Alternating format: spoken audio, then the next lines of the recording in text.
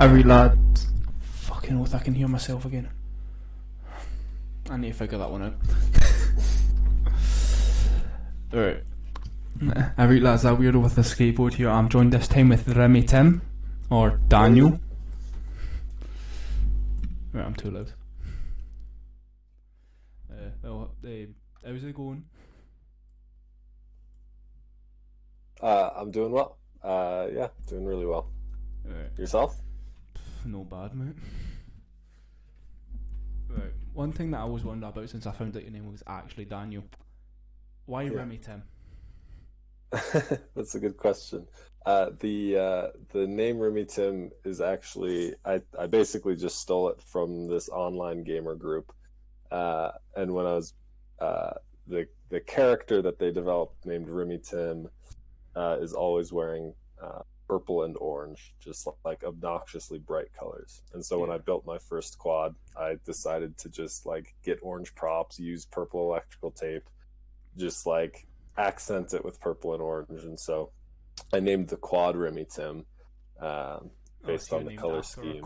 And then I just kind of stuck with it for the pilot name. So I totally stole it, but yeah, it's all based around the purple and orange color scheme, and that's kind of my whole thing. Is all my quads now are just like obnoxiously bright purple and orange. Yeah. How many quads have you got? Ooh. Right now I've got two 5-inch quads that are working.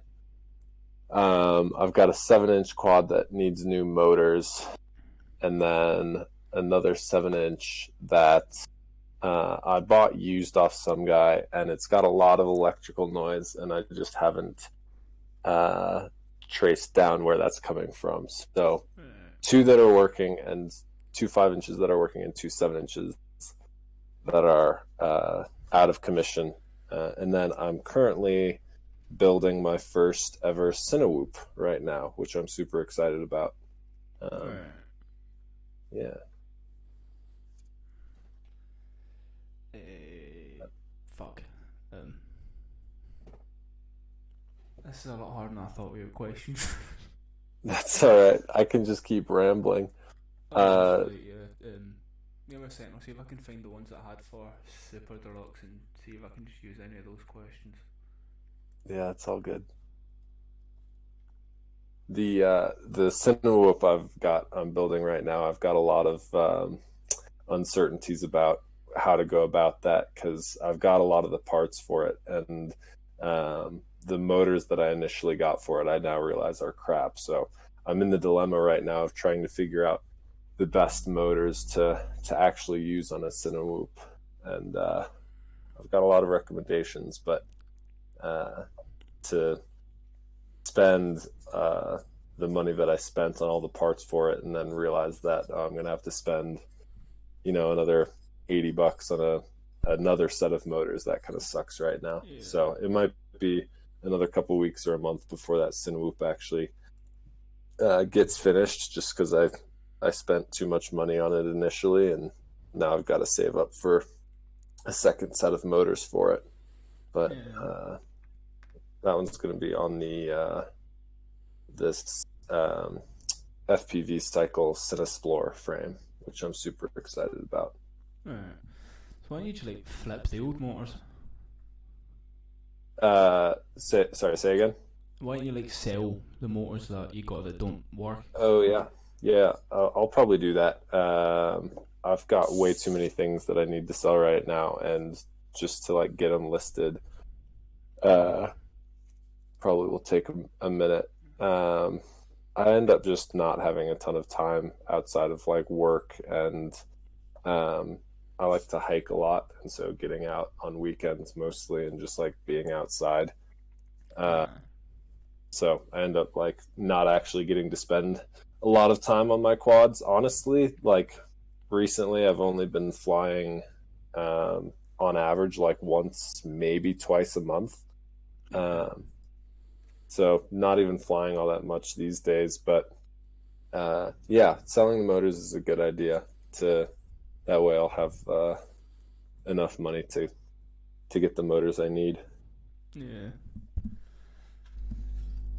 I've just realised that I'm probably not going to get anyone on this one, yeah, like, watching this one, because I've accidentally collided with Seotis. Oh no. Fucking I nailed didn't. I didn't realize he was gone right now. it. Yeah. Damn it. Nah. I don't know. We'll see. All right. Right, fuck, where's my hand gone? Alright, what made you start putting your shit on YouTube? Uh, I just kind of wanted a place where I could like go back and watch my own videos. Like I don't get a ton of views on my own videos. Usually like around 100 views, which grand scheme of things is like nothing. So it's really just I went to school. I went to university for film for a couple of years before I realized that that wasn't what I wanted to do long term. So I changed my major, but I started off studying film, and so I kind of had this, like I already had the knowledge of like how to edit a video and how to upload it and all this stuff. And so when I started flying drones, it just seemed natural to just strap the GoPro to the front, and then yeah, the editing and uploading was kind of second nature to me at that point. But honestly, like I really like the process of like flying is fun, yes, but it's way more fun when you have a day where you fly and then the process of coming home and reviewing the footage and realizing that the footage turned out really good. Like that's way more rewarding, almost for me personally. That's almost like way more rewarding than the flying itself. And so at that point, if I get home and I review the footage and it's good, or I think it's good, then I get really excited, and that's the point where I'll start like planning and edit. So I get excited not when I'm flying, but well, I like flying, but I get more excited when I get home. Yeah, so it's the prep for getting it up into the air rather than the. Uh-huh. Yeah, exactly. Like, yeah, actually getting everything together, getting into the air. There's a lot of stress of like, is my quad going to work today? Am I going to crash it brutally and destroy everything? And so like I'm always worried about that stuff when I'm actually out flying, which kind of sucks because like I obviously I enjoy flying, otherwise I wouldn't do it. Yeah. Right. But the process of knowing that the quad's safe, the quad didn't die when or it did and it's fine, but getting home and knowing that like, hey, this footage actually turned out pretty decent, the lighting is good, the lines, the freestyle lines are smooth and all that stuff. Like that's really exciting for me when I can see that.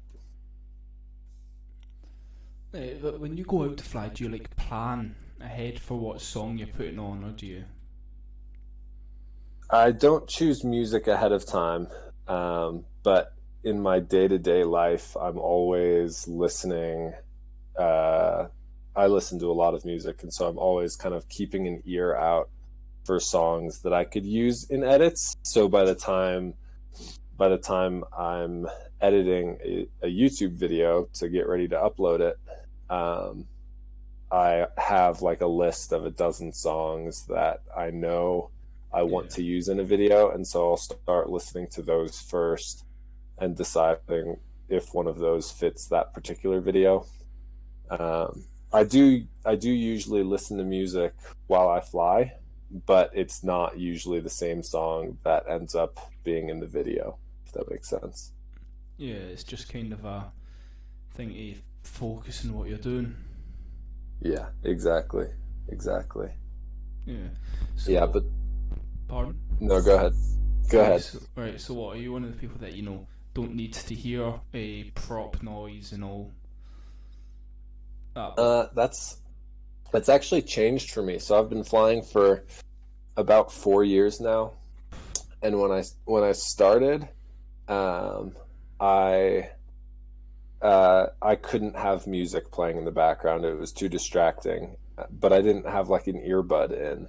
I was just kind of flying, and Yeah. listening to the ambient noise of the quad.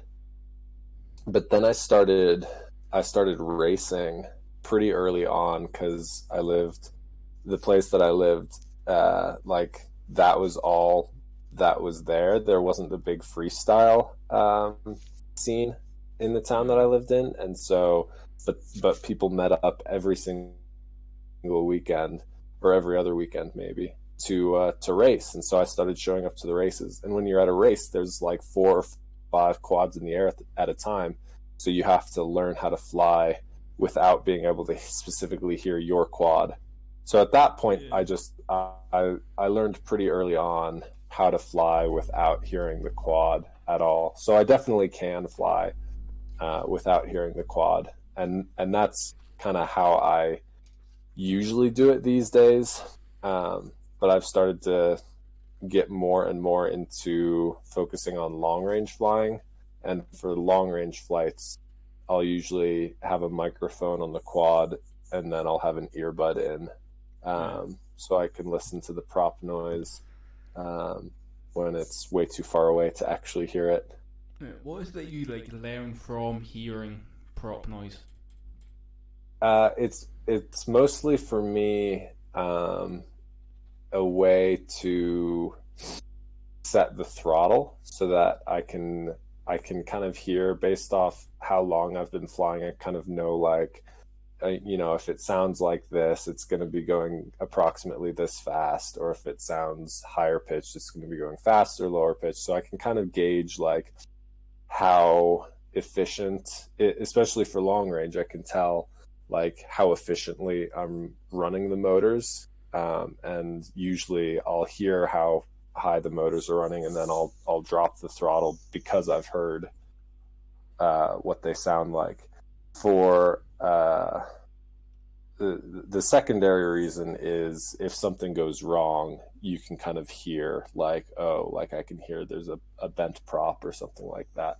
But mostly for me, it's so I can kind of set the throttle and lock that in, because for long range, it's all about efficiency and smooth, slow adjustments. So you're not constantly like flinging the throttle up and down like you do in freestyle. Yeah. So it's all about locking that throttle into kind of a particular position, and only making small adjustments from there for most of the flight. Yeah.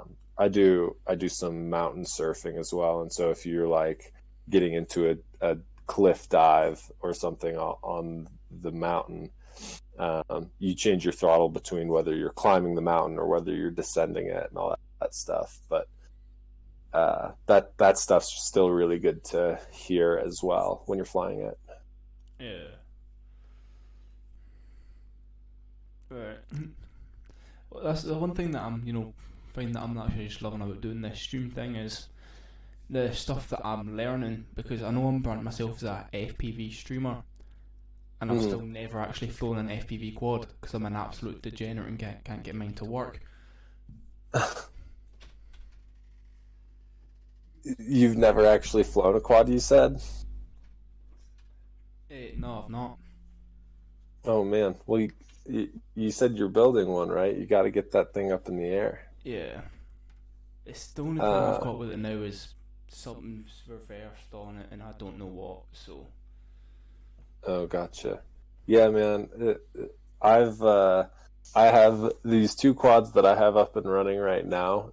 They've been super consistent for me for almost a full year now. And at this point in my path with FPV, like, I'm hardly ever at my workbench making repairs because I still get frustrated. So I definitely feel your pain of like, things are, man, things are tough when building. Um, I had a Facebook post come up in like my memories literally yesterday. That was a picture I had taken of the bottom of a power distribution board, and I had this was 4 years ago as of yesterday, and I had mounted the PDB directly to the carbon frame and then put the flight controller standoffs on top of that. And I didn't know at this point that carbon fiber was conductive and that the bottom of the PCB was also conductive. And so I just like kept plugging in the battery into this quad. It wouldn't work, and I'd be like, well, what's wrong? Like, I can't figure out what's wrong. And I just like slowly but surely like singed and totally caught fire to the bottom of this power distribution board. And so the picture I took was of just this scorched power distribution board, like just burn marks all over it. And I was like, I learned a valuable lesson that day. But getting in the air for the first time, like it literally took. Well, I learned to solder. Well, solder. Oh, why you like this Discord?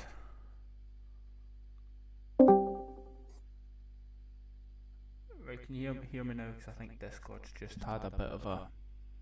Yeah, I can hear you. Right, cool. Oh, I trust it's always when this happens that my internet goes down, innit? Yeah. Yeah, it just came up with like a latency error message or something on my end, but it seems to be working fine now.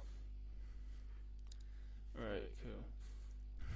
No, well, the video I've got on now for your thing, it's the first time flying over water. Was that like scary, or were you just...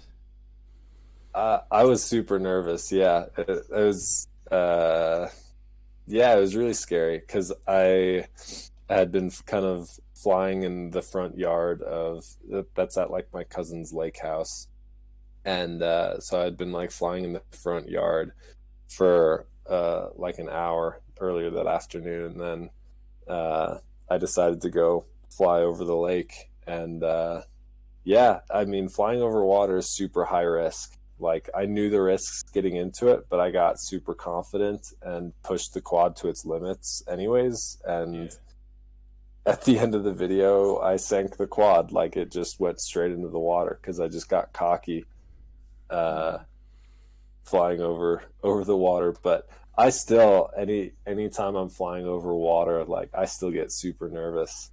In one of my last videos, I flew over it wasn't even a big body of water. It's just like a creek, just like a little river. And I flew over that a couple of times, just a couple passes. And I made sure to like stay away from any trees where there would be any scraggle. And I made sure to like stay, a foot or two above the water at all times or higher. But I still got like super nervous the whole time and came back, and like, my legs will sometimes shake if I get nervous while flying, and I'm pretty sure after that battery, I came back and I landed successfully, but like my legs were shaking so bad. So I still get nervous flying over water. That's fair. Just it's the risky, just losing your entire rig. The whole rig and the GoPro is just you risk just losing it all. Yeah, all GoPro's waterproof. What's that? I thought all the GoPros were all waterproof. Well, yeah, they are, but like if you can't find the quad, like that was the big concern in the first time flying over water video, is it just sank to the bottom of a lake, and thankfully it wasn't too deep where I sank it, but like I didn't know if I was even going to find the quad at all. And so if it sinks underwater and you can't find it because it's murky or wherever, then you're just screwed. And so the GoPro's down there just fine because it's waterproof, but if you don't get it back, then you're screwed. Yeah. So thankfully I've never fully lost a quad. I've come close a couple times, but I've never fully just like, oh, I can't find it. Never gotten there. Yeah, that's one thing that I felt when I was flying my that I'm not sure what comes under. It's a parrot and half, like the parrot's version of the Mavic. Yeah. It's like that. And even though I know that's 1 in 400 chance of it falling out the sky, I'm Right. still like Those. terrified. Yeah. Yeah. Those are definitely a little more reliable than when you build at home. But Yeah. still, like, you never know what's gonna happen. Yeah. Anything could go wrong, and it just falls out of the sky. Yeah. Yeah. I've had a couple crashes where I've basically crashed it so hard that like only like one or two things were recoverable from the whole quad build, and that sucks. But like at least at that point, I can like scrape the pieces off the sidewalk and be like, well, I can take it home and analyze later. But if you fly away and the quad just disappears and you never get it back, whether that's in a lake or like in a tree or in some mountains somewhere, like if it's just gone, like I can't imagine like I can't imagine that. That would just suck. That would be devastating. Yeah. Because then there would be the hope of like, oh, it could still be out there and it could like work just fine. Like the one in my first time flying over water video. That quad sank underwater, was under there for like 3 minutes, and then I pulled it out, cleaned it off with fresh water, and then cleaned it off with isopropyl alcohol. And after I cleaned it all off, I let it dry for 2 days, and then I Yeah. put it all back together, and it flew just fine for like another. Crashed it again, but like it was fine after sinking in the water. So Yeah. you don't always like break gear just because you sink it underwater. Like usually stuff will survive, or at least some of it will. But I'm more nervous about flying long range, getting up Yeah. into the mountains 2 miles out and then just fail Yeah. safing and then never finding the quad ever because it's just gone. Yeah. But it's thing with I don't know. I guess I've never been that nervous about flying over water. Like, yeah, I've been nervous, but I'm just about dumb enough to go in after it. So Hmm.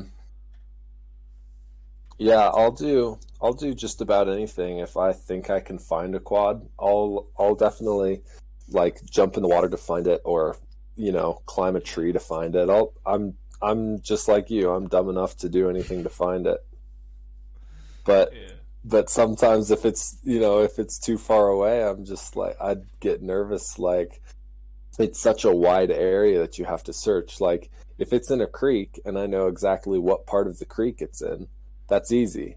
But if it's yeah, in a forest and it could be kind of anywhere, like that's a lot harder to narrow down the search radius. yeah, So thankfully I've never had to really hike a long distance for a drone like that, but I definitely would. I'm just nervous about the chances of actually finding it. yeah. I don't know. I was talking about things going down. It's like I think that was one of the reasons why I was nervous about buying like a B&F to start with. Mm.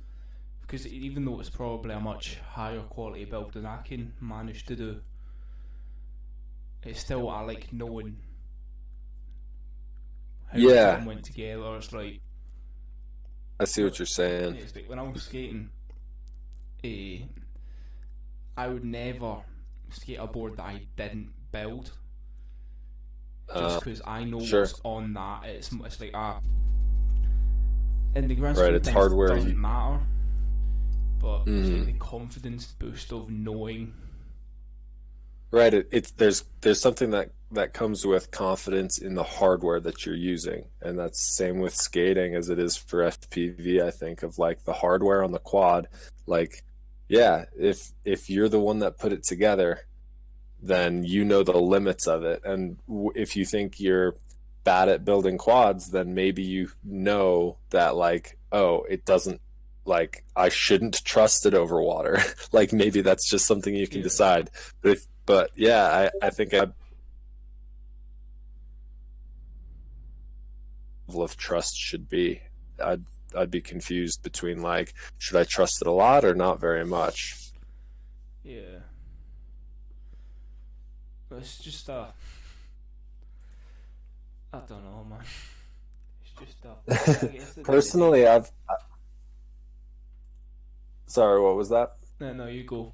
I don't even know what I was gonna say. Uh, you're good. Personally, I've only bought I think I've only bought two like bind and flies or ready to fly quads.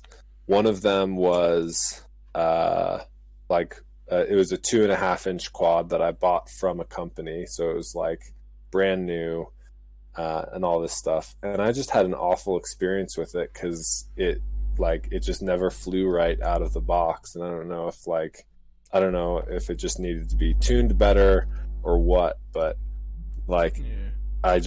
I kind of approached it as I don't know how to fix this because I don't know how it went together. And so like I was just nervous to even try to like fix the tune because I thought I'd like screw things up even more. And then the other one is this 7-inch quad that I was talking about earlier that I bought it fully built, used from some guy online, and it's a solid build. Like it looks great, but I just started flying it and like the video has noise, the OSD was cutting out, and so those are both things that like I know both trace back to electronic noise. And it's got a nice big cap on it, and I even replaced the cap, and it was still doing the same thing.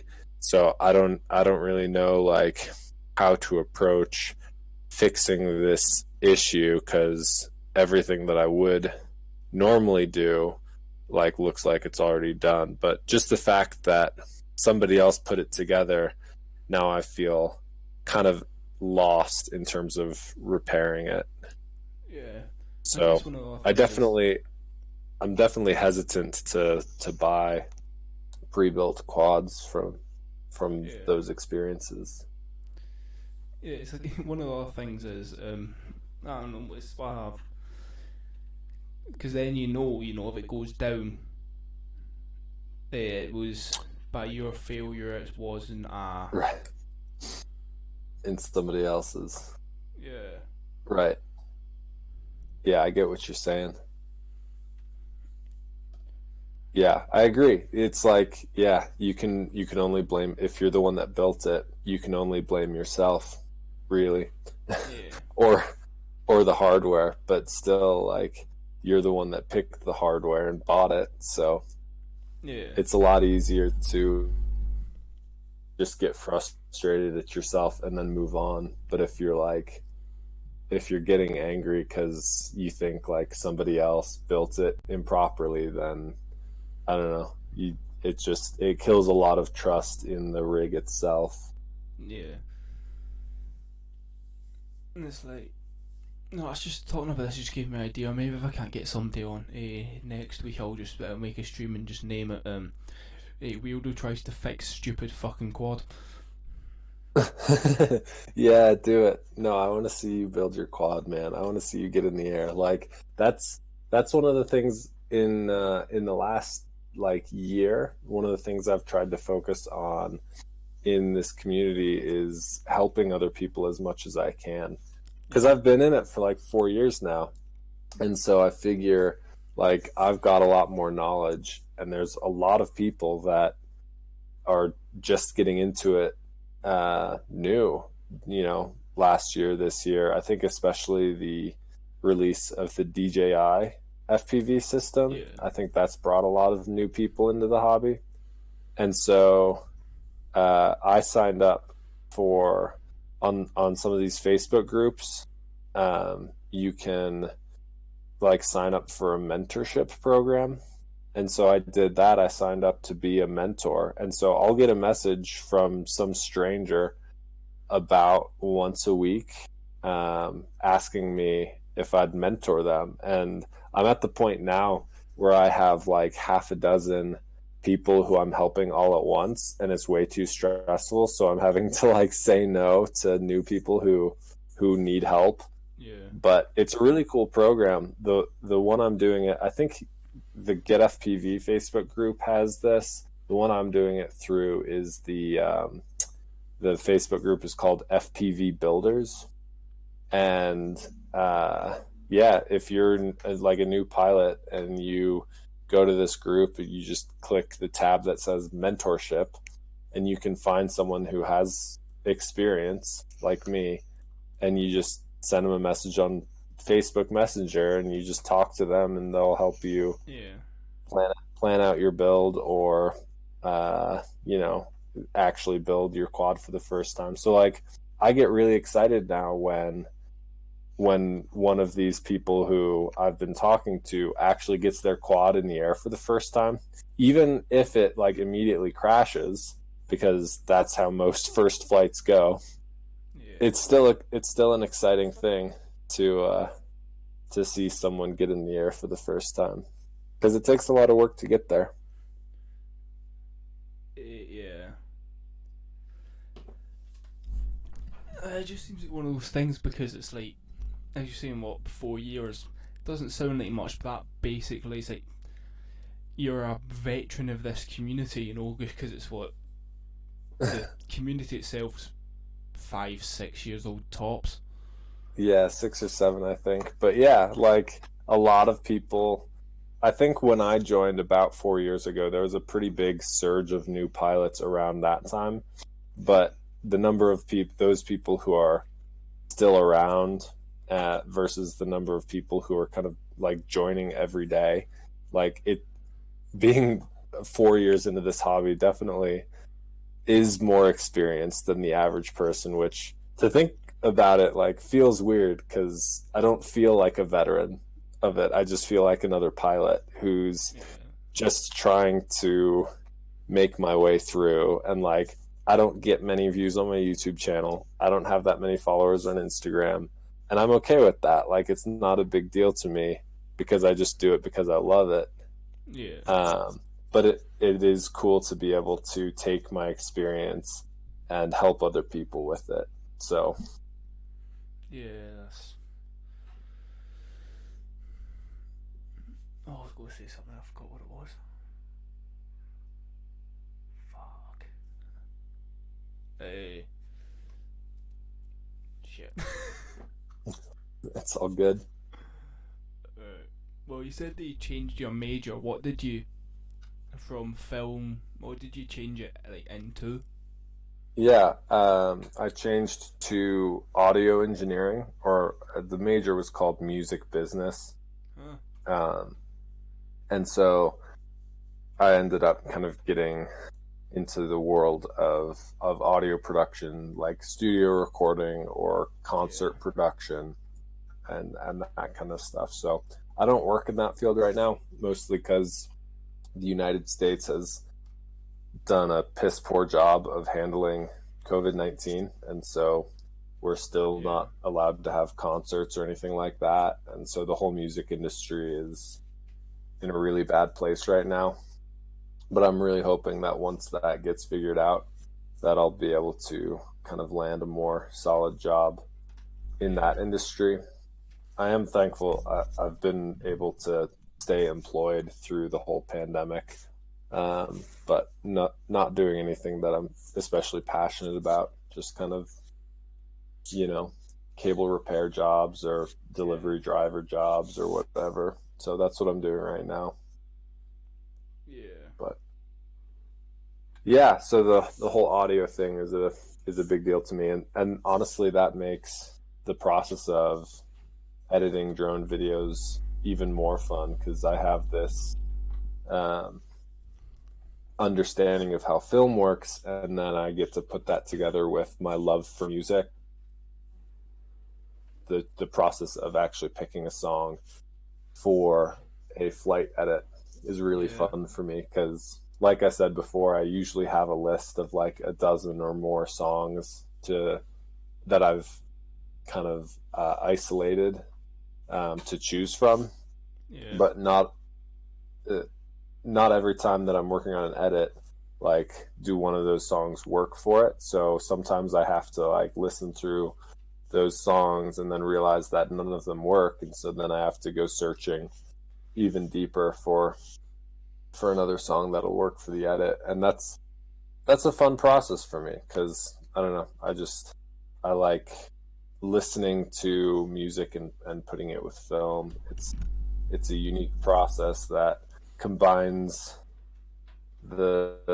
combines two of our senses into something that really works together in a Yeah. special way. So do you play any instruments, or do you just like get into recording and? Yeah, I don't play any instruments currently. I used to be big into guitar and electric bass, and Yeah. then I kind of fiddled with a few other instruments like piano and some other stuff. But recently, I haven't been playing at all, and I've realized that I'm a lot better at the process of recording and editing other people's music Yeah. than I am at making or writing my own music.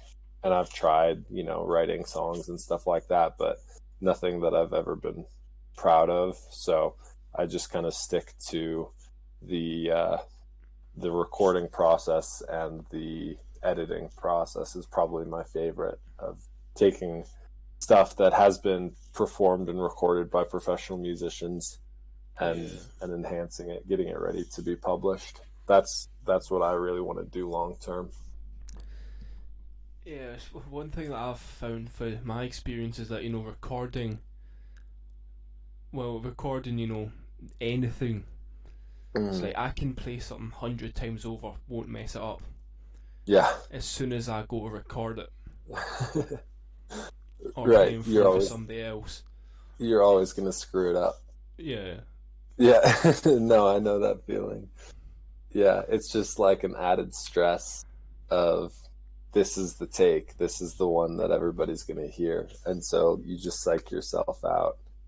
And yeah. In the grand and scheme that of things, it's a realistic. You mess up, nobody's going to hear it. right. Exactly. Yeah, you could just re-record it. But Yeah, yeah, it's really easy to get in your head about things like that. And honestly, that's part of the reason why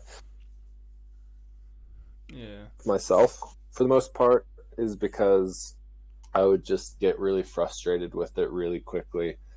And so it just became like not nearly as enjoyable to me as it used to be. And so maybe someday I'll get back into it. I could pick up a guitar today, even though I probably haven't like really seriously played guitar in like 6 or 7 years. yeah, Uh, like I could pick up a guitar today and still like remember the fingerings and the chords and stuff like that. I'd be very rusty, very out of practice, yeah. but so maybe someday I'll pick it back up. But It's full I muscle don't. memory, isn't it? Yeah, yeah. It's crazy how long stuff like that can last.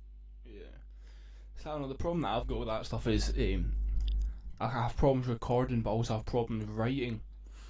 Mm, So I'll always be yeah, a jukebox musician. I'll just only play other people's stuff sure. I get because that.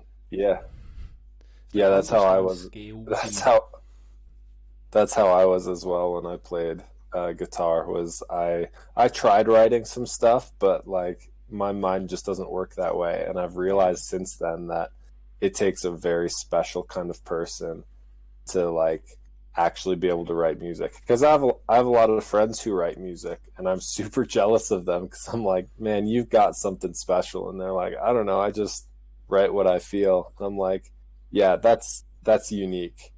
yeah, uh so I'm on your side on that, man. I've never never been able to write anything that I've been proud of.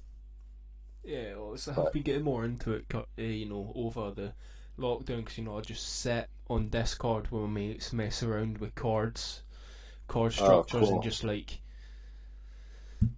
they'll give me a topic and I'll just like off the dome make up a song, try and Oh make people yeah. laugh, and That sounds awesome. it's like 1 in 10 songs that I do, they'll just say to me like that is actually a good song. It's like not just funny, but it It could actually like be yeah something. That's really cool, man. No, I think that's awesome. And that's kind of what you have to do sometimes, is just like yeah the writing process is not a magical thing. Like it takes a lot of time of like getting things wrong before you're going to get something right, uh, with anything, especially music, because yeah music's so complex too. Of like, there's so many moving pieces. You've got the melody, you've got the lyrics, you've got the chords backing up the melody. Like, and then if you're adding other instruments besides just one instrument, like a yeah guitar, timing like if you're adding anything on top of that, like you just have so much to deal with. And I'd much rather stand at the soundboard and take in all that information, but not personally be responsible for any one thing. But yeah I just take in all the information and then mix it down to a cohesive unit so they sound like a band playing together instead of their individual parts. That's just how my brain works, though. I'm much better at taking in a lot of information instead of kind of narrowing down yeah on one particular instrument. But yeah. One thing that I've been asking, most people that come on. Wait, what? Before, because I'm going to change the subject. What were you going to say? no, go for it. Right, I'm all out. it's something I'm asking people. Well, since I found out about it. What do you think of oh my god, 250 Ooh, frame? that's uh I have mixed feelings. I think I think the idea of um I think the idea of getting quads under 250 grams that are enjoyable to fly is is really important with the new remote ID laws in the United States. And Yeah, I think a lot of people are going to flock to a good sub 250 product and start building that more regularly. Um, I I have issues with it where I would have a hard time flying a 5 inch quad that doesn't carry a GoPro, and that yeah. the 250 doesn't carry a GoPro, not while staying under 250 grams, anyways. Well, isn't a And GoPro like 200 grams? right, almost, yeah.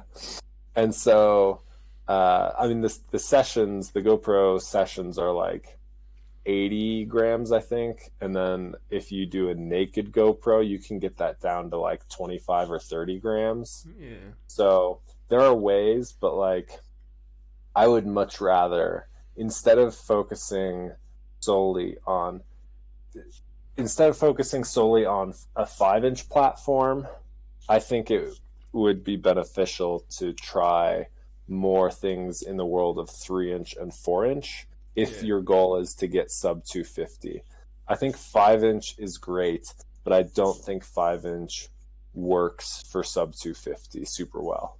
yeah. The Well, flight the flight characteristics are just they're too abnormal for my taste. So I could see an audience for it, but the fact that it's built very like a toothpick, I guess is how yeah. it's most often being compared to. And Well, I guess it toothpicks, you is a don't have any toothpick, but momentum. You just have to keep on the throttle the whole time. And yeah, so it's a good product, but it's not for me personally. yeah. That's the the one problem I've got with it isn't even to do with it. It's to do with the way that people are taking it.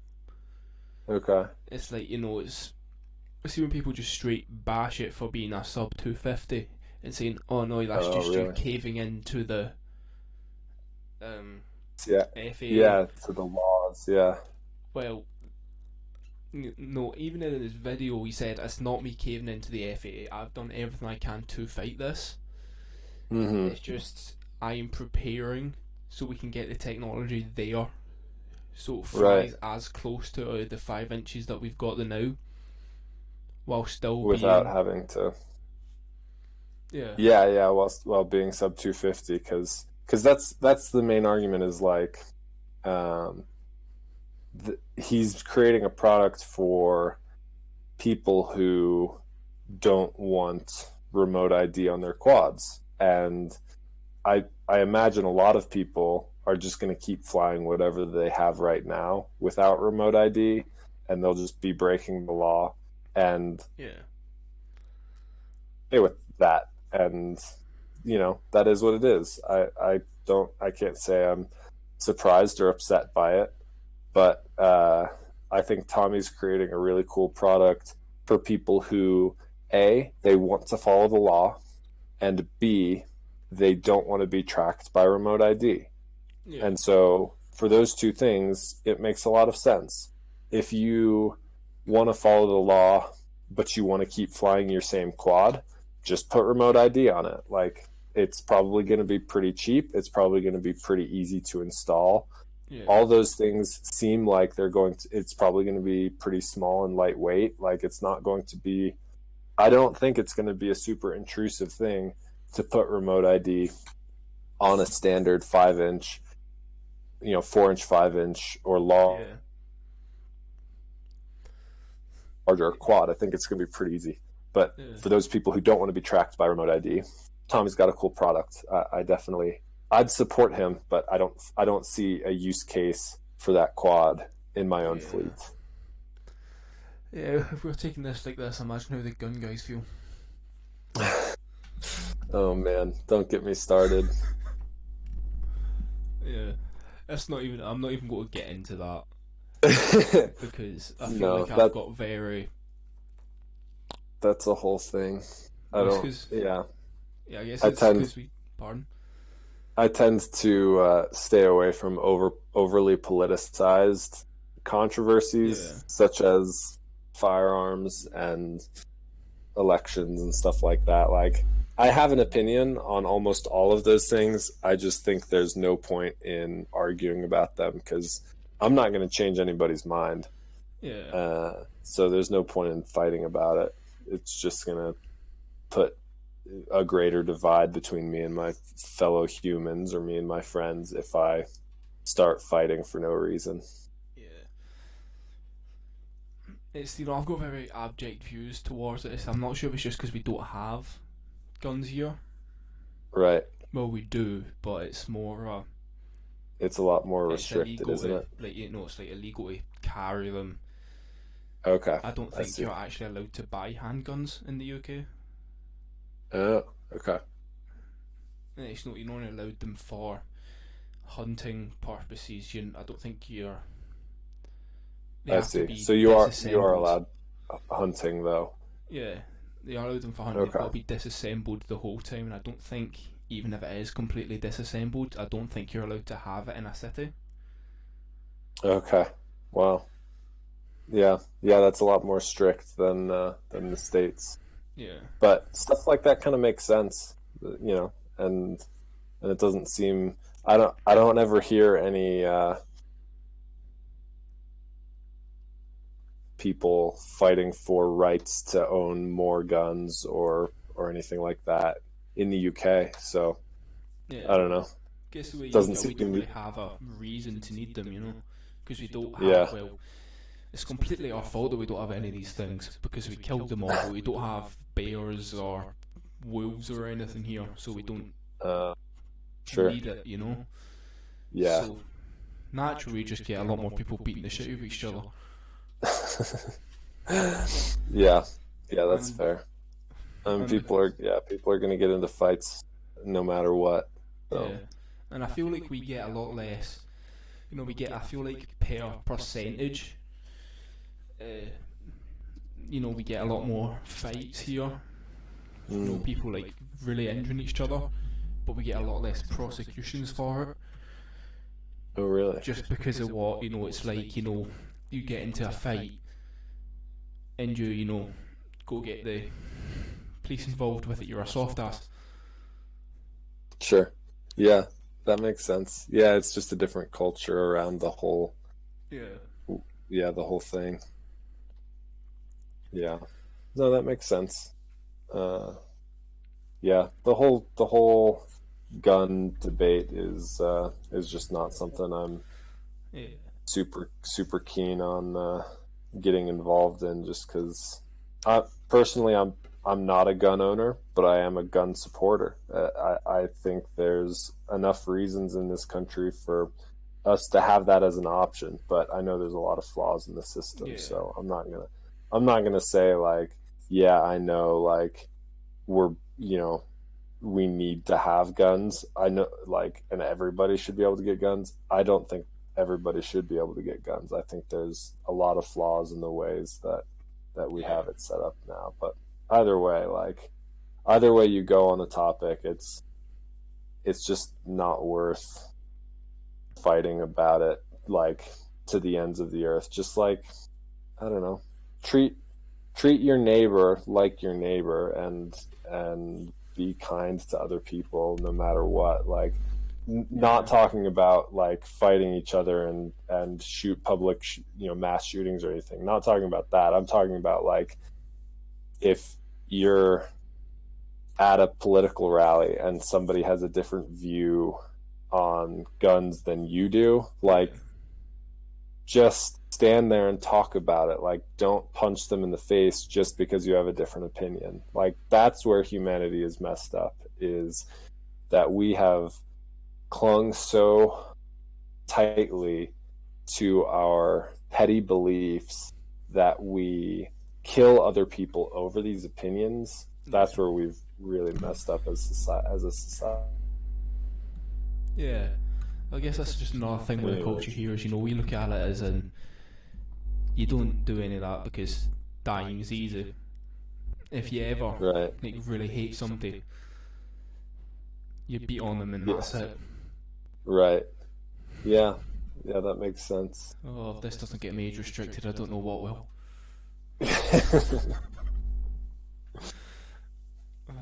That's funny. So I guess I want to ask you, like, if you've never actually gotten an FPV quad in the air, what kind of FPV flying do you see yourself doing once you do get in the air? Probably freestyle. Okay. Because I've done like loss freestyle with like cheap RTF drones that I've bought out of supermarkets and stuff, and I had great fun with that. Okay, for sure. But it's probably not going to match anything up to these, because all of these were auto stabilized. Right. Were they the ones that, like, you press a button and it flips itself automatically? Oh no, I didn't have a button. I just figured it out. Okay, yeah.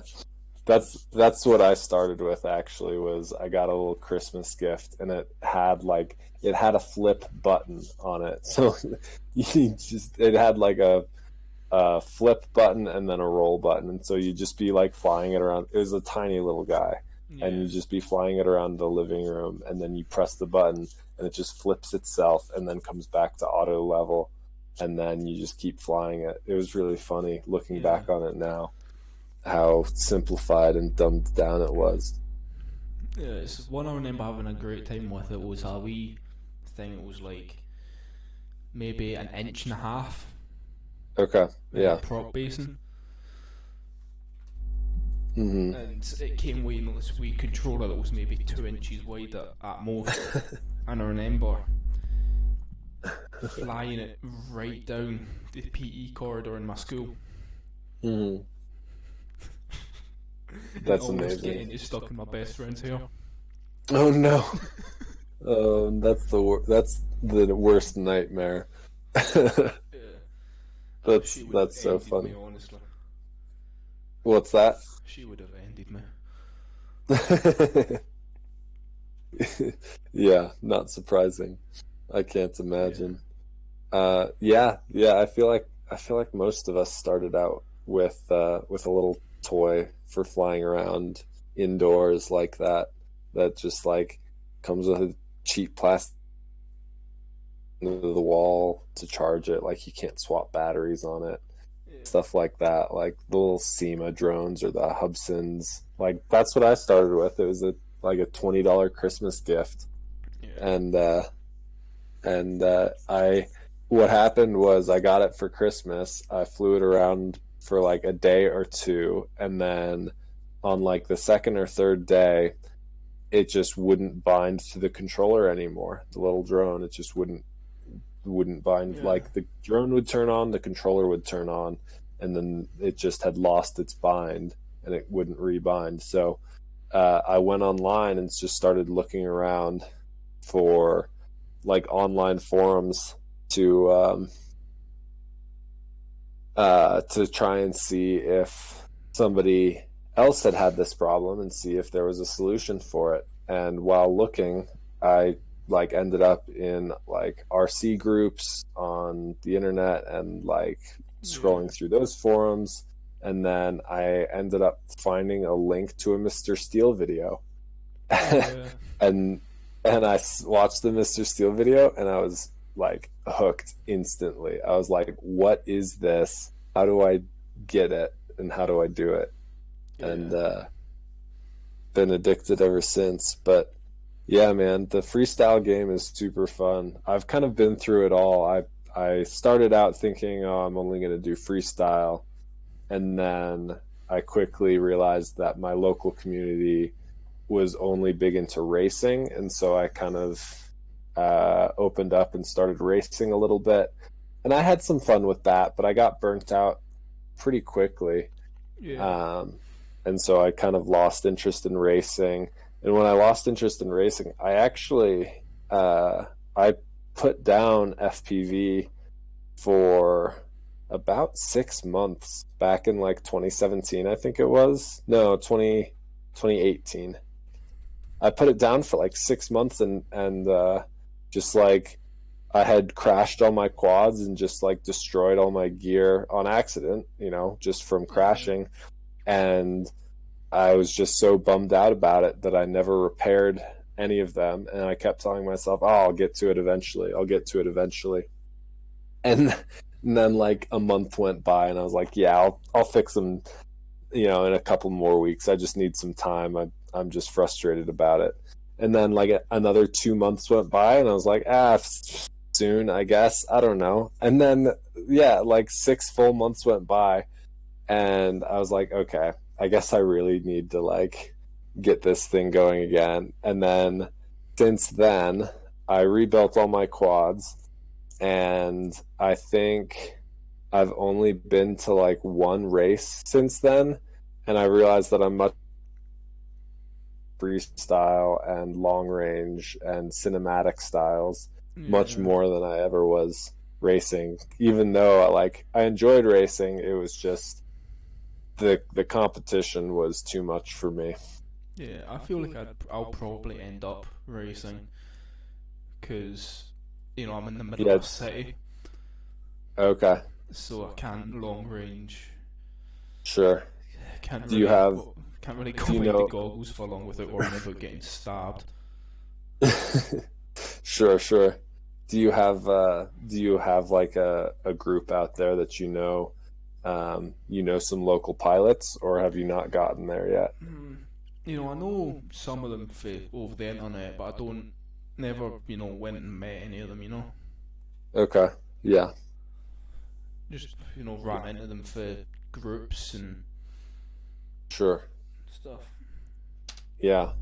That can honestly, as you're like getting into it more and more, like if you need help building your first quad, like reaching out to local pilots who have some more experience. Like I've done that before. On the flip side, like I had a new guy getting into the hobby who was like, "I'm building my first quad. I have no idea what I'm doing. I've had this problem with it. I have no idea how to fix it. I just drove over to his house and was like, all right, well, like, let's take the top plate off and like, let's get it, like, let me take a look because I know what I'm looking at and you don't. And he was like, dude, I appreciate this. Helps so much. So, like, just reaching out to a local dude and being like, hey, like, can you actually come take a look at this quad, or I'll bring it to you and like sit down and like you take a look at it because I'm at a loss. Like that can make a big difference. I think that might actually help you get in the air faster than just trying to figure it out on your own, because it's a lot trying to get your first quad in the air all on your own. Like I struggled with it for a long time with my first quad. It sucks. It can get really frustrating. Yeah.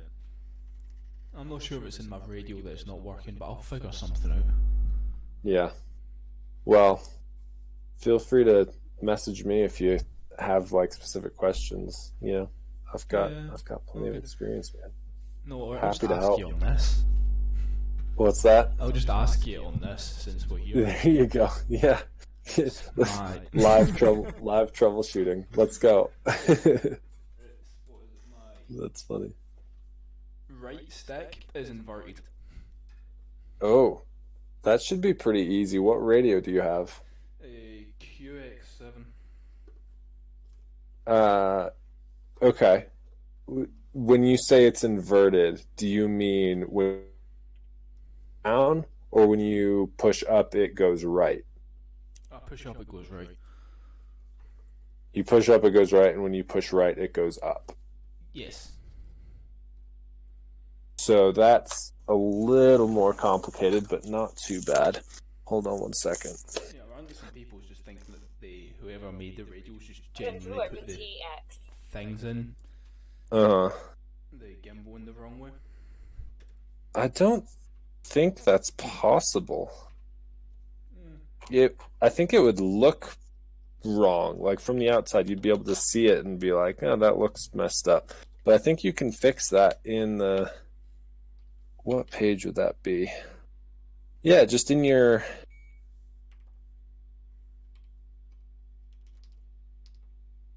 Well, there are two ways you could probably fix that. You could fix it in the radio on the inputs page, or you could fix it in Betaflight. Would it be inputs or would it be mixer? I think it'd be inputs. And you just need, let's see, aileron, elevator, AETR. Oh, you're seeing all this stuff, and it's still me trying to figure out how to change what model I'm on. So, let's see. Oh, the annoying thing is I know how to do this. No. Okay, here we go. Go to your home screen, hit exit. Yeah. So on the screen there, do you have, if you hit page a couple of times, you should get the two squares with the stick overlay on your QX7 screen. Do you have that? Yeah. So if you push up on that, does that move to the right? No, push up on that, it goes up. Okay, so you just need to change it in Betaflight, the channel order. So it's nothing to do with your radio. It's just in Betaflight settings. Alright, well I've tried, what is it, ART and TARE or something. So you just need to flip. You need to find the default, and then flip the A and the E around. So if it's TAER, you just need TEAR instead. And then I think in the receiver tab, you just type in, how do you type it in? TAER 1234, and you hit enter and you hit save. Oh, yeah. I think that should do it. Yeah, I didn't know I could do that. I thought I just had the two presets that was there and that was all I could use. Oh, I see. No, you can type in. Let me grab a quad real quick so I can remember the format. Yeah, you can type it in manually, and you just type in essentially well, you can look at the channels in Betaflight and be like, well, why is roll and yaw or roll and pitch switched? And Yeah. then I mean you can kind of figure it out. You see the stick or the sliders moving in Betaflight in the receiver tab, and then you just go from there and you flip it around. Hold on, the receiver tab. Yeah, so you just highlight where it says where it has the drop down menu for default or FR Sky or Spectrum. You just highlight the text there and just type in your own thing following the same format. So mine is AETR1234, enter, save. That's all you got to do. All right. Yeah, just type it in. Right, you know what? I'll do this to now. When I'm getting There you another go. question. What's that? I'll plug my thing in the now while I'm getting another question up. Yeah, good. We can kill two birds with one stone on this interview. I told you, man, I love helping people figure out like problems that are preventing them from getting in the air. That's what the whole mentorship program is for. It's just like a lot of the people who message me through that mentorship program, they have a quad that's like maybe already fully built, and they run into an issue exactly like you did, where they're just like, man, I'm in Betaflight, like what do I do? Like I can't figure this one thing out. This here could very easily go wrong because I've got props on and I don't have a prop tool and I can't be bothered getting my spanner. Just don't plug a battery in and you should be good. That's right. The motors won't spin up if there's no battery plugged in, so you should be safe. Trust I'll find a way. I've managed to set all those metal clamps that you get for holding test tubes in science. I've managed to set them on fire before, so I'll have. Oh jeez! Oh no! I thought you were about to say you should get 4 of those to hold the motors in place, so they don't spin up. Well, I think my wire's dead. All that work. So. You what? It's not connecting to Betaflight, so I think my wire's dead. Oh no. Make sure it's on the right. Make sure that the source for the USB is on the right thing. Yeah, well, it's because I'm on a laptop. It just does all sources. It just like scrubs through each thing until it finds the right one. Oh, that's nice. Yeah. Excuse me.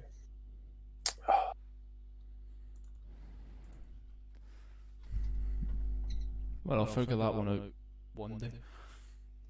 Alright. Message me later if you get into it and it still's not working or something. Yeah, cool. Thanks, man. Yeah. Alright. Another one I've got. I've just knocked my bin over. Oh, can you tell I'm very professional?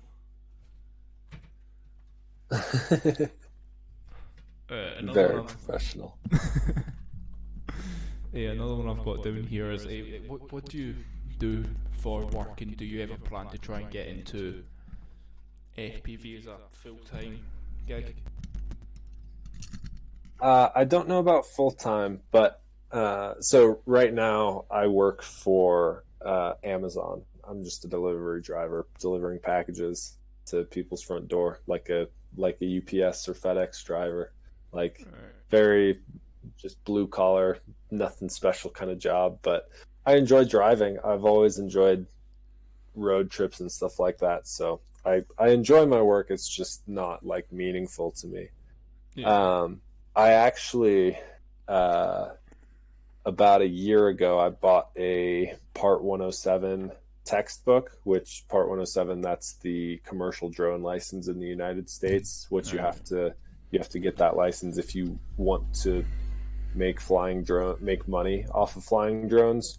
So I got a textbook for that, and I just kind of have had it sitting on my bookshelf. I just pulled that off the shelf last week and was like, yeah, I'm gonna actually get to work on this. So I've slowly been studying for that. I think I'm gonna schedule a test in the next couple of weeks here, and I don't really know what I want to do with that, but I know that once I have that, I'll have a lot more options in terms of just kind of making connections without having to worry about the licensing.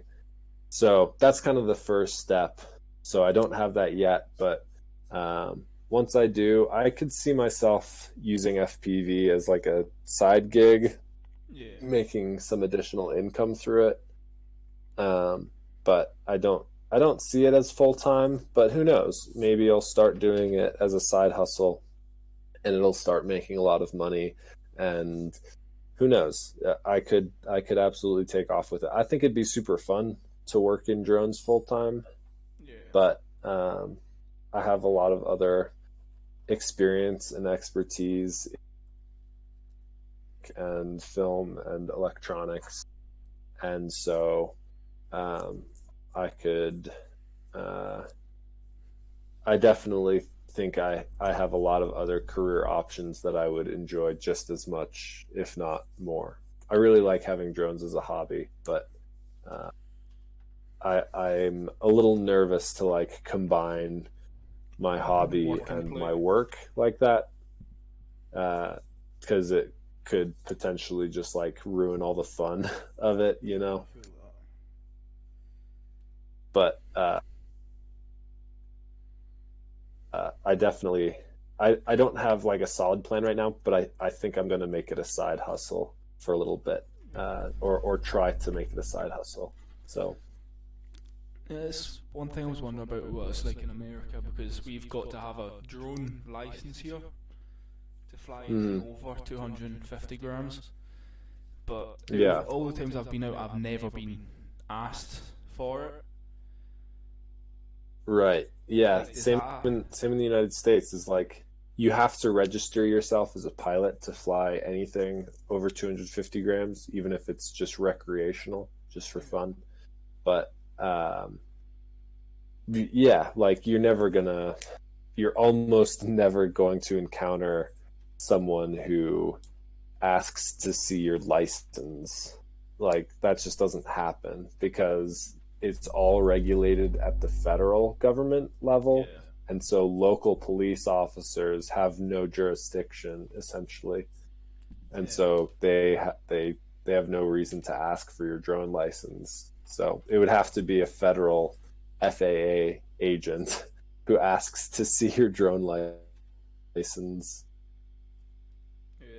But yeah, that doesn't really happen. I don't know. Do you ever get just like random Donnies just in the street, like Karens and stuff, saying like, Uh, "Show me your license for this."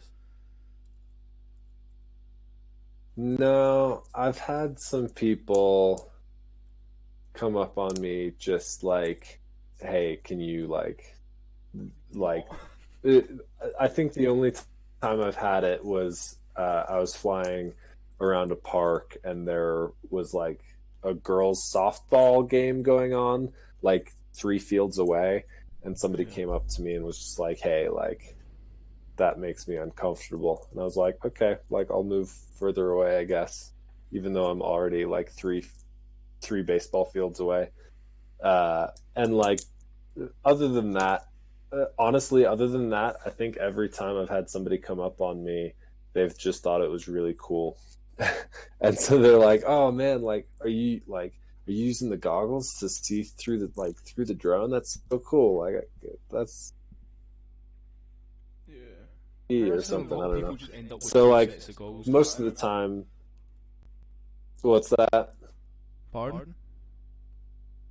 Yeah, most of the time I'm flying in places where the environment's really chill anyways. I try to Yeah. not like go to places where I think it's going to be sketchy and I'm going to get called out for being in the wrong place or something like that. So most of the time I'm just aware of like who's around me and where I'm flying. And if I feel like I'm in somebody's way, I'll just pack up and go somewhere else most of the time. Like I'm not, Yeah.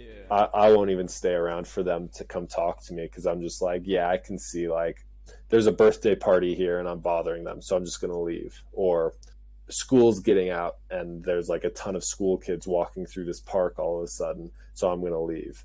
Like I don't mess around with that stuff. I try to stay out of people's way because I know that not everybody's comfortable with drones, and that's okay. Like not everybody has to be comfortable with drones just yet. Like there's still a pretty new technology, and so I try to approach conversations with people about drones in a very friendly way to make it seem not scary. And like I'm usually willing to show people my gear so that if they do have questions or concerns or fears, I'll unplug the battery first, of course, and then I'll hand them my drone and be like, "Hey, take a look at it. Like this is pretty cool, right?"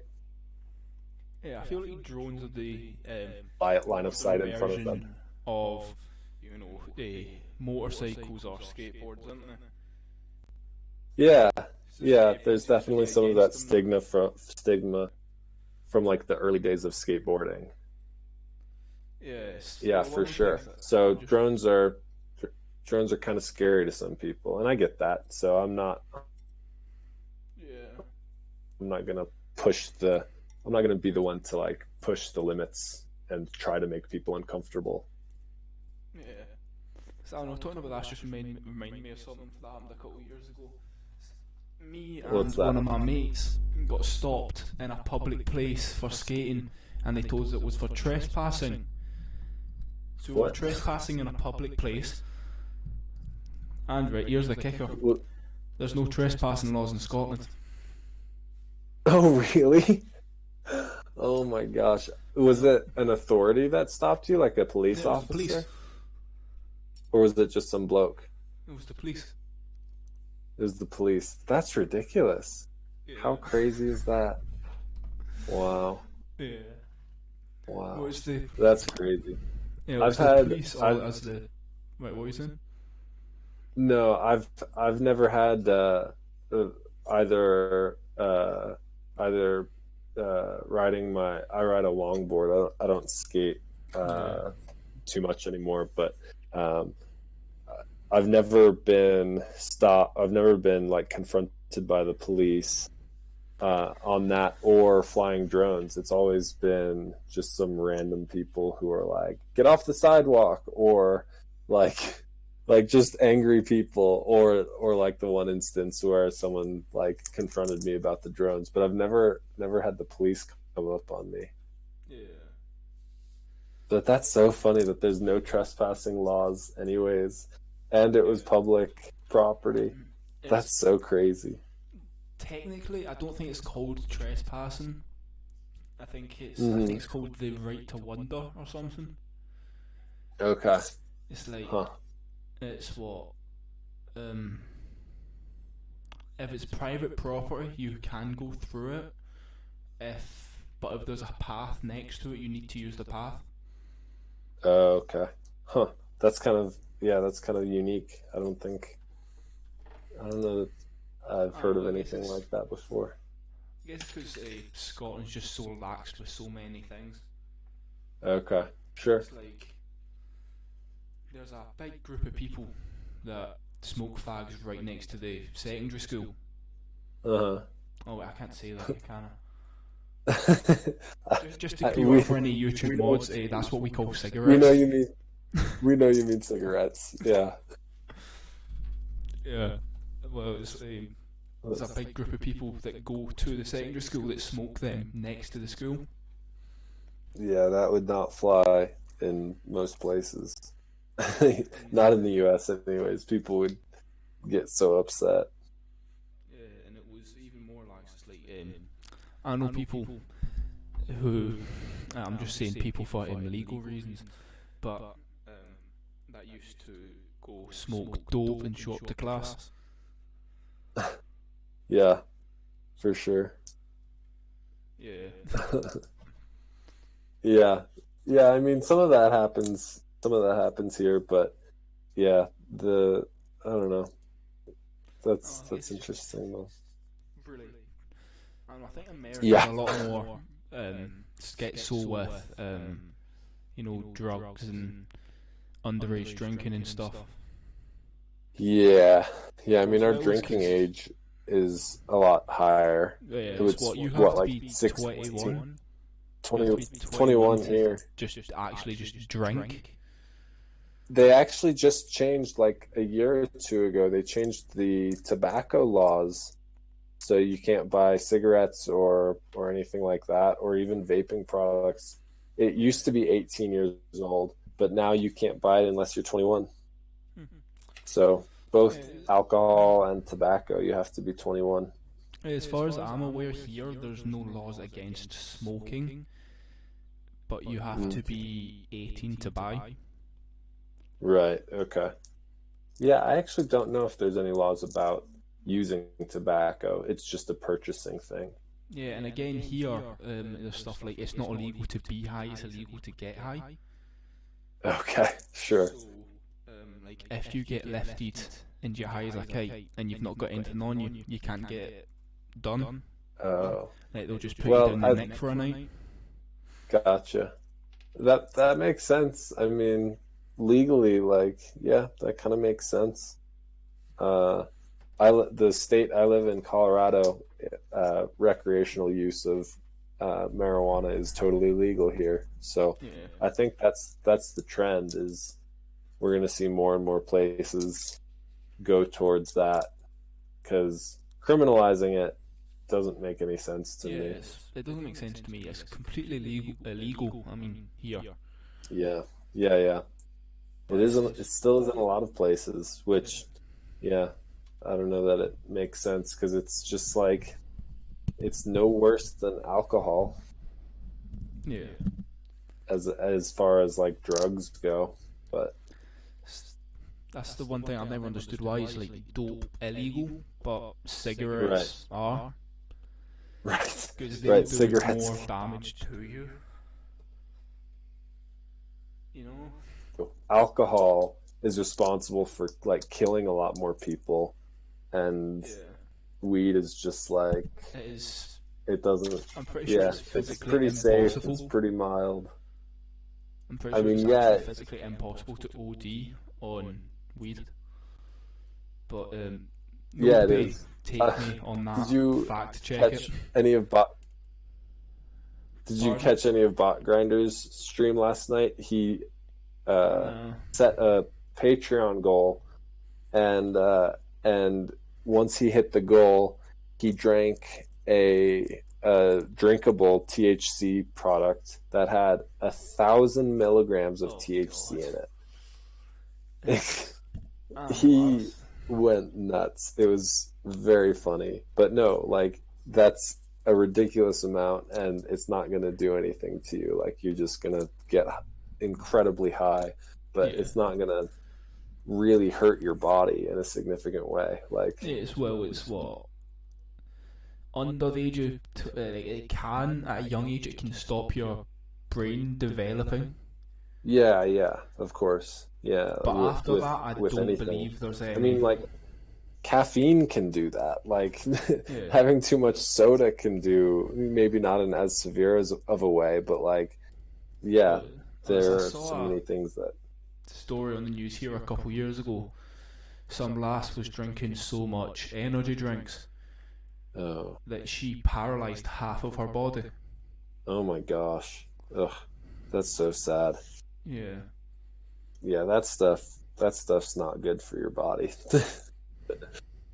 Yeah. Yeah. I personally don't use any of that. I don't even drink. No. But I'm still avid with, it's like I don't use any of it, but I still think it should be legal, Yeah, just because you don't use it doesn't mean. Yeah, I mean, I don't smoke weed, but I don't think that other people should be prohibited from smoking. Yeah. I don't see any issues with it. I've done my research. Like, I don't. Yeah, I don't see any issues with it just because I don't use it personally. Yeah. Well, it's what it's dumb as well because there's this person I know who I think it was he had a non-cancerous tumor and Yeah. he had to get it removed. And see the painkiller that they prescribed him, which is a completely legal thing. It Mm. was like 2 molecules of heroin. Oh my gosh. Yeah. Yeah, the drugs that are being prescribed by doctors are more addictive than a Yeah, lot of other things. A lot of the time. Not all opiates and stuff like that, yeah, Oxycontin and whatever. mm. That stuff's like way more dangerous. Like it's putting people in rehab Yeah, or like making people OD way yeah. more Well, than some other stuff would. yeah, Oxy's completely illegal here as well. Is it? So that's I a don't, good thing, isn't it? that is. I don't think it's illegal in the U.S. yet. I think Yeah. it's still used. Well, I mean, to Which be is honest, I'm sure if I asked 5 people, I could find it. But oh sure, yeah. I mean, yeah, yeah, that makes sense. it's a big city. Hard drugs are never far. Never far. No, absolutely not. Yeah. Right, this one's. If I put this up, it's definitely going to get age restricted. uh, or at least the one person that's watching it. I hope they're enjoying it. I was gonna say the only effect that being age restricted is gonna have is Cage won't be able to watch it. The Yeah. 5 year old Ripper, absolute badass of a pilot, Cage Yeah, I think won't I be able to saw watch it. one of his things on. I think I watched a video on Facebook. Mm-hmm. His dad posted, Okay. and I was amazed. He's really incredible. Like, Yeah, yeah, I've seen a few of his videos now, and I'm just like, this kid's gonna like, he's gonna go places. He's like he's 5 years old he's going now, to be the and next Steel Davis. quite possibly, yeah. Like he could do anything he wanted. Like if he wanted to be a pro racer, like in 10 years he'll be, if he sticks with it, obviously, Yeah, hobbies come and go, so maybe he'll find something else more interesting in 10 years, but like if he sticks with it, like he'll be he's going he'll somewhere. be an incredible pilot. Yeah, He's got a lot of raw talent now. I can see it in his videos, like very yeah. talented. What's the YouTube channel that they're using now? Because I subscribed to one called Carbon Cage ages ago, but they put like one video up on it and then no more. Oh, really? I know Carbon Cage. I'm trying to remember the names of because Cage is usually there's usually a Cage or a Carbon Cage or something in Ciati's chat, and I'm trying to remember. Yeah, I found that account that's normally on CI's chat. No, Carbon Cage FPV has it's Carbon Cage FPV with K's at Carbon and Cage, Yeah, that's the and one I've. like his last, it's got 46 videos, and his last video was uploaded 4 days ago. So Yeah, that's that's the the one one. I found. Here, I'll give you the link. Yeah, In I've got to start fact checking these videos because there was me subscribed to the wrong rimmytim.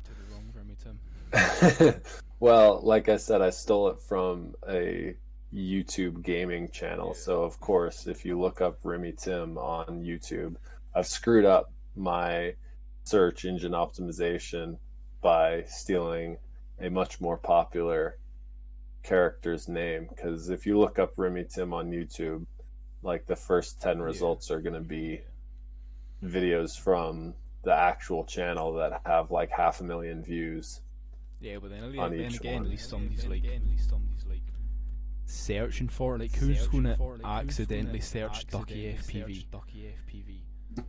You know, Yeah, that's true. you've kind of That's shot true. yourself in the foot, but you've also done yourself a favour. Mm-hmm. Yeah, maybe. I don't know. Yeah.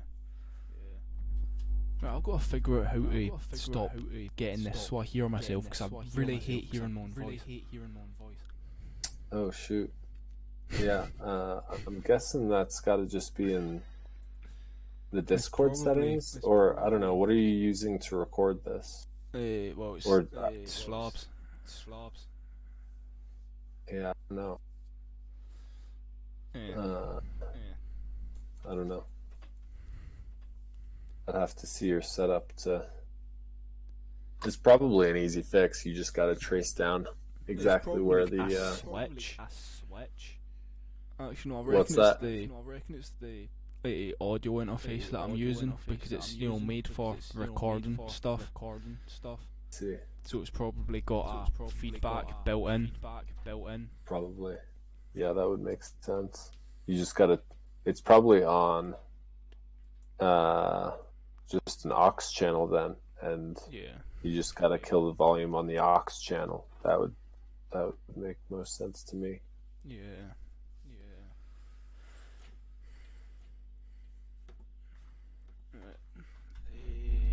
I had another question I was thinking about, but I forgot. I really need to start writing these down.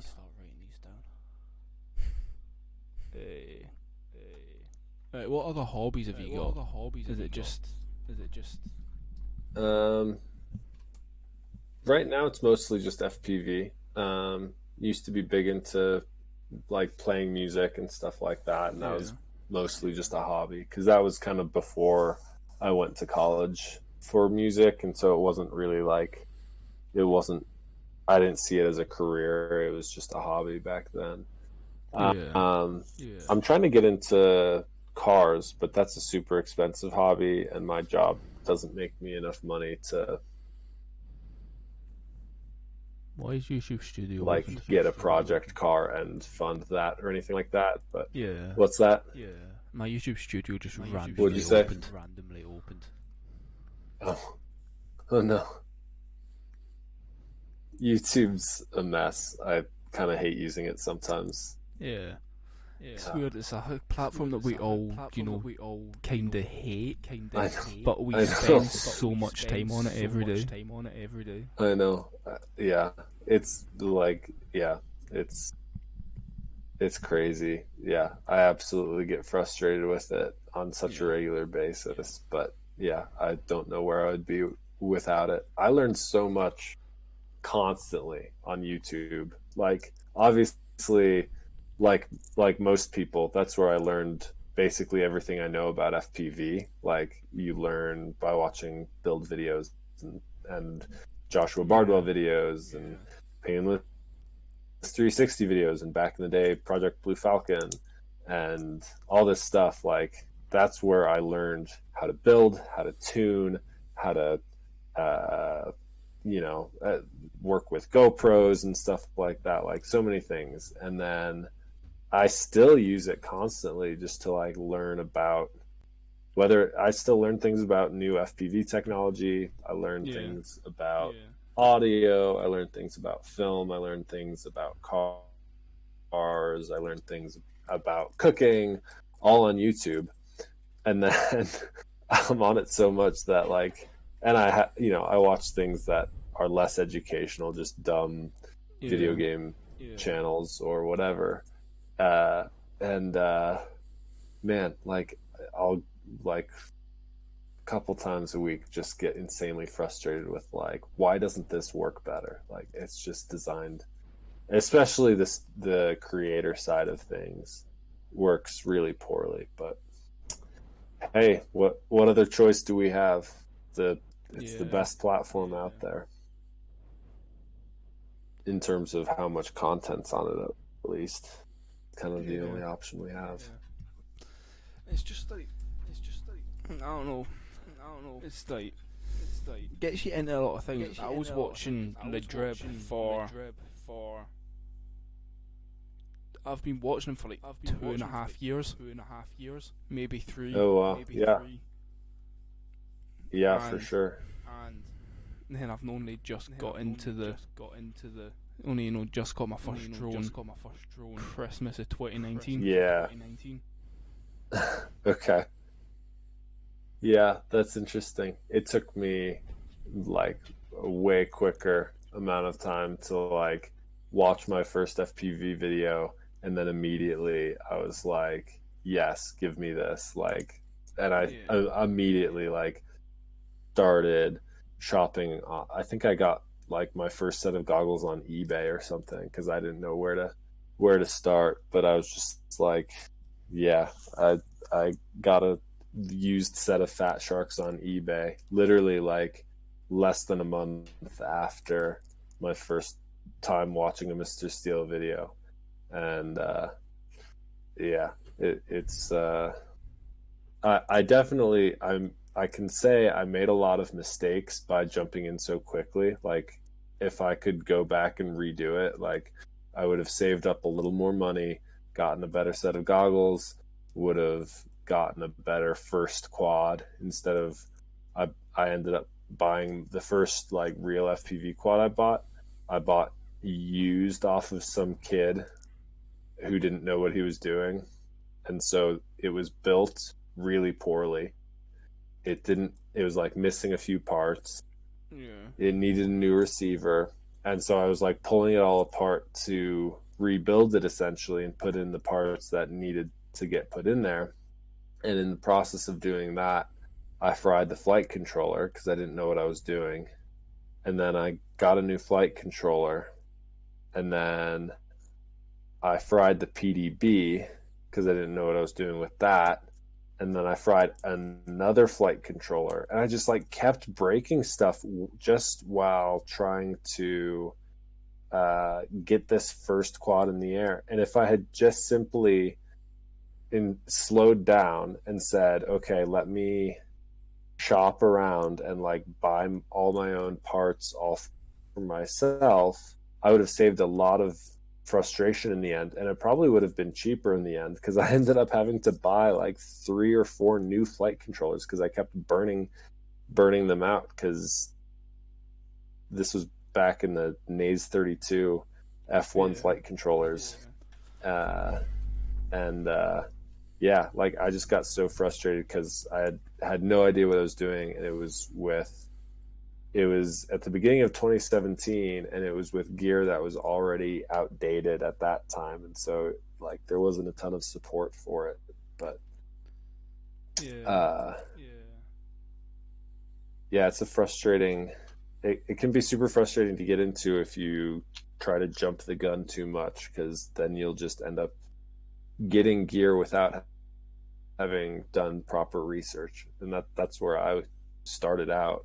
And since then I've realized that like it never hurts to do too much research, and so that's kind of been my philosophy through the rest of my 4 years in FPV is like I will spend hours upon hours reading articles or blogs, watching YouTube review videos, reading product specs, reading product reviews.